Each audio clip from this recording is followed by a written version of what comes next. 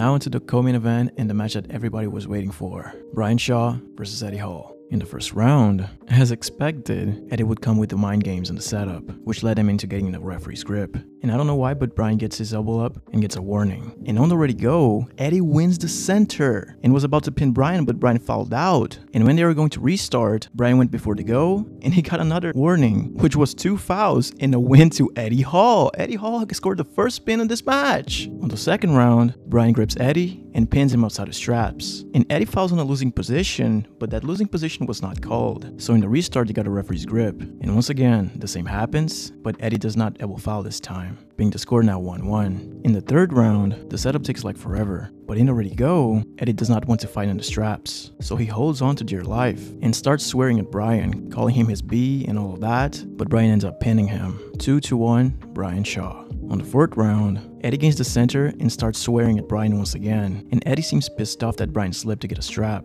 If you ask me why, I think it's because of the number of times that Eddie called Brian his B or a B, but now for the first time the strap is being applied on this match. And after the ready go, you guys won't believe, but Eddie Hall just top rolled Brian Shaw. I mean, he sort of did what Todd Hutchins do, went to the side without his wrist, and now this match is 2-2, which is crazy because the strap work was meant to be Brian's strong point, especially because Eddie had just too little of time to prepare. But anyways, on to the fifth round, they go into a referee's grip, and this time Brian don't slip and pins Eddie beautifully outside of straps. And after this round was over, they almost got into a fist fight, like they did a little stare down, and Risto had to have them apart. And on the sixth round, Brian grips and almost breaks Eddie Hall's hand and drives him straight to the pad.